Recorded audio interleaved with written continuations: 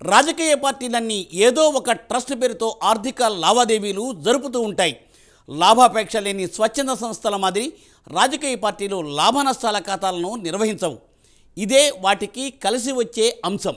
మరోవైపు ఎలక్షన్ బాండ్ల ప్రవేశంతో ఇబ్బడిముబ్బడిగా విరాళాలు వస్తున్నాయి రాజకీయ పార్టీలకు. పైగా 10 ఏళ్లు అధికారంలో ఉంటే చాలు, ఇక చెప్పాల్సిన పనే లేదు. విరాళాల వరద పారుతోంది. కరెక్ట్గా బీఆర్ఎస్ విషయంలో ఇదే జరిగింది. దేశంలోని అన్ని ప్రాంతీయ పార్టీల కన్నా బీఆర్ఎస్ అత్యంత ధనవంతమైన పార్టీగా రికార్డును సృష్టించింది.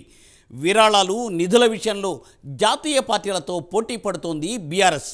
దీంతో జాతీయ స్థాయిలో బీఆర్ఎస్ పార్టీ ఇప్పుడు చర్చనీయాంశం అవుతోంది. దీనిపై ప్రైమ్ 9 ప్రత్యేక కథనం.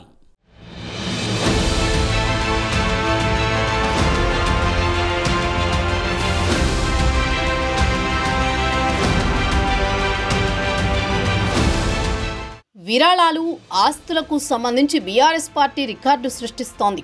అత్యధిక ఆస్తులు కలిగి ఉండడంతో బీఆర్ఎస్ పార్టీ జాతీయ స్థాయిలో మరోసారి చర్చనీయాంశంగా మారింది. 2024 మార్చి 31 నాటికి ఆ పార్టీ ఆస్తులు ఏకంగా 1618 కోట్లు కావడమే ఇందుకు కారణం. కేంద్ర ఎన్నికల కమిషన్కు ఆ పార్టీ అధికారికంగా సమర్పించిన రిపోర్ట్లో ఈ విషయాలు బయటపడ్డాయి. వాటిని కేంద్ర ఎన్నికల సంఘం తాజాగా ప్రకటించింది.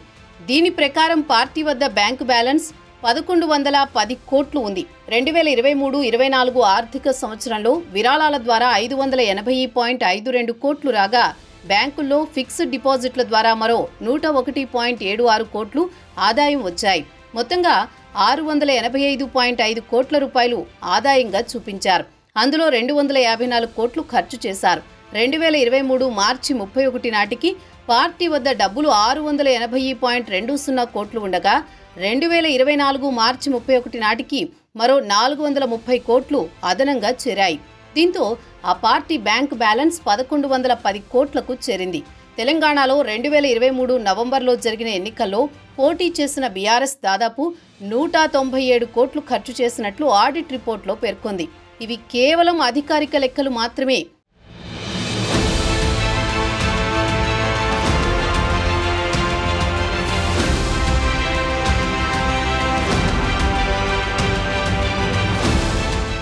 ఏ పార్టీ అయినా అధికారికంగా చూపించే ఖర్చు కన్నా ఎక్కువగానే ఎన్నికల సమయంలో ఖర్చు చేస్తుంది. కానీ నిబంధనలకు లోబడే లెక్కలు చూపిస్తారు.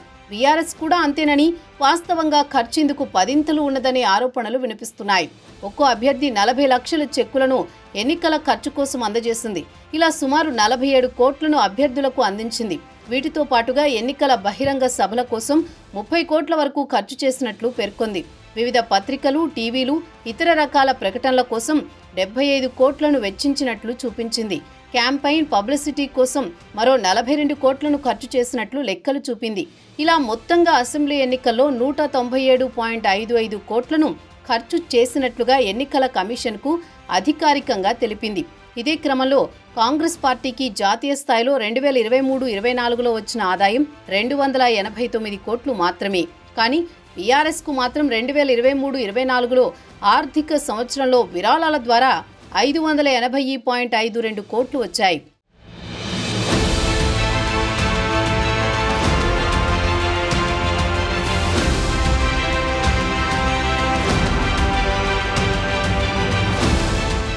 బీఆర్ఎస్ పార్టీ సొంత రాష్ట్రంలోనే కాకుండా ఇతర రాష్ట్రాల్లోనూ పార్టీ ఆఫీసులను నెలకొల్పింది. టీఆర్ఎస్ పార్టీ బీఆర్ఎస్ పేరుతో జాతీయ పార్టీగా మారి తర్వాత ఢిల్లీ, మహారాష్ట్ర, మధ్యప్రదేశ్లోనూ పార్టీ ఆఫీసులను ఏర్పాటు చేశారు. పార్టీ ఆఫీస్ నిర్మాణం కోసం ఢిల్లీలో కేంద్ర ప్రభుత్వం భూమిని కేటాయించగా, అక్కడ భూమికి తగిన రేటు చెల్లించి కార్యాలయాన్ని నిర్మించారు. ల్యాండ్ కోసం 1.78 కోట్లను వెచ్చించగా, భవన నిర్మాణానికి 13.73 కోట్లు ఖర్చు చేశారు. మహారాష్ట్రలోని పూణే ఆఫీస్కు 14.38 కోట్లు, నాగపూర్ ఆఫీస్కు 8.60 కోట్లు వెచ్చించారు. మధ్యప్రదేశ్ పార్టీ నిర్వహణకు 25 లక్షలు, ఢిల్లీ పార్టీ ఆఫీస్ సొంత భవనం నిర్మాణానికి ముందు అద్దెకు 1.47 కోట్లు ఖర్చు చేశారు. కోకాపేటలో 11 ఎకరాల విలువైన భూమిని కేవలం 7.07 కోట్లకే దక్కించుకున్నారు. జిల్లా పార్టీ కార్యాలయాల నిర్మాణానికి 17.10 కోట్లు, వీటి కోసం భూమి కొనుగోలుకు 1.21 కోట్లను ఖర్చు చేశారు. ఫర్నిచర్ కోసం 26.25 లక్షలు, కంప్యూటర్ల కోసం 33.86 లక్షలు, వాహనాల కోసం 3.42 కోట్లు, ఏసీల కోసం 82.73 లక్షలు వెచ్చించారు.